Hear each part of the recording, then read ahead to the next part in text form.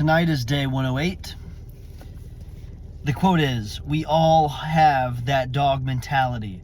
What happens to a lot of us is we stop feeding it. Don't allow yourself to get full, aka fat and happy. And there's more to that quote, I'll stop there. But you do see this with a lot of athletes, for example. Let's talk about fighters, where maybe the fighter's coming up through the ranks and they're poor and they don't have anything and they're fighting for their life and their family's lives and they're putting it all on the line and risking their health and they're coming up the ranks and they're winning. And then the money starts to come as they gain notoriety and they get money from these fights. And I don't know if you've ever heard the quote, but it's hard to wake up early when you're sleeping in satin sheets. I think that's how it goes. Is, hey, once you become that multi-millionaire fighter, you might be a little less inclined to want to take that punch and then keep moving forward. And after you fall to the mat and you've got that concussion, you might be a little less likely to want to get up and keep fighting. You see this also with other sports, with athletes that maybe they sign that big contract after years and years of coming up through the minor leagues and coming up through the ranks and finally proving themselves in the major leagues. And then they finally get that big contract and then the performance starts to dip. And it's not always like a motivational thing. Maybe it's some anxiety of living up to that big of a contract. But you really do start to see that as once people make it and they finally got to what they were aiming for, if you don't readjust that aim, you're going to get stagnant and you're going to fall off. And I'm sure there's some parallels there that we could draw, right, to our spiritual lives, and it's not becoming spiritual complacent. I've talked about this in the past, but growing up in church, obviously leading the children in the right way, there's such a benefit, and I'm so thankful for growing up in the church. I think one aspect that people that have grown up and heard the Bible stories and have been in Sunday school their whole life, that one thing that they just need to be very cognizant of is that we don't get numb to those stories. Because you've heard Zacchaeus was a wee little man 100 times. You've heard Daniel in the lion's den, and you've heard the resurrection story so many times that it can, the pitfall that you just do see it in a subset of people that have grown up in Christ is it can become more of a story than a reality. And I just have gone through a little bit of that just growing up, is you hear it and then you kind of go off to college and start living in the world, and you can really become stagnant in your faith. And luckily, it took my own adversity and my own stuff going through life to realize that I can't do this on my own, and my own human actions are not optimal and they're not sustainable. And really, that's when faith became my own.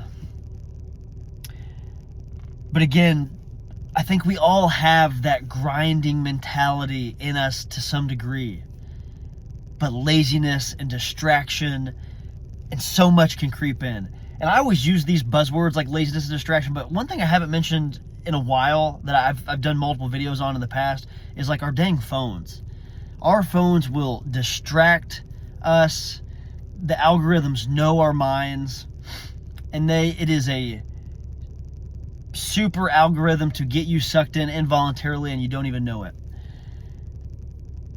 And I heard something interesting recently where there was a fella talking on a podcast. He said, I'm really interested in things right now that the media doesn't cover, but historians will.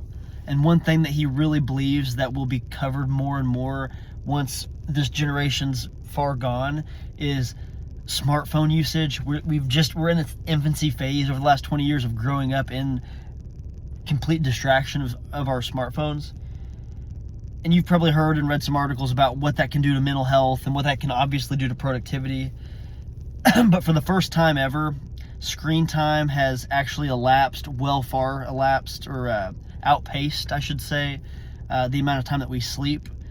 There was a study recently done. The average human sleeps 6.5 hours per day, but they're on their smartphone 8 hours per day. So 90 more minutes per day on your dang phone than you are sleeping. That can just breed complacency, that can breed distraction, and over time, just the complete, utter misuse of that can breed just unproductivity and distraction. And I think a lot of people, when we're on our deathbed, I just pray and I hope that we wake up to that now, so we're not on our deathbed and thinking, man, if I wouldn't have spent 8 hours a day on my smartphone, 56 hours a week on my smartphone, 20,000 hours per year or whatever the thing is on your smartphone, like, I think you would be much better off. So just something to be cognizant of. You can certainly use them for good, but if we did an honest assessment, I think the equation to good to bad on how much we're on our smartphone, I think the bad would probably outweigh the good for most of us, at least for me. So having said all of that, and that dog mentality that we need to get back the reins in our life on, having said that, let's read 1 John chapter 4, verses 4 through 6. And it says, "You, dear children, are from God and have overcome them, because the one who is in you is greater than the one who is in the world. They are from the world and therefore speak from the viewpoint of the world, and the world listens to them. We are from God, and whoever knows God listens to us. But whoever is not from God does not listen to us. This is how we recognize the spirit of truth and the spirit of falsehood." Again, there's just so many things that are pulling at our mind and at our heart that's just not productive, that's from this world. And if you live a life, like, just think about your day-to-day and the distractions from your phone, the distractions from negative people, the temptations of people inviting you to do things that are not of God but are of this world. Just think about literally your day-to-day, and if you really analyze it, from all of the people and all of the big tech companies and all of these things pulling at you, are you aware, like, when you think of it from that perspective, are you aware truly now how much is just tugging at your soul, and how, like, it takes the awareness before you can even fight it. And then once you have the awareness that, like, wow, my soul's being compromised, like, I'm not living of and for God, and I'm not living optimally for Him, and I'm not prioritizing Him first. Like, even if we say we're Christian, are our actions really following that on a day-by-day, week-by-week basis? And so many of us can be, like, laissez-faire about it and be like, it's just the world we live in, man. It's crazy. I don't know. Probably never going to figure it out. But if you really, like I said in previous videos, like, the inches matter. Every inch in life matters.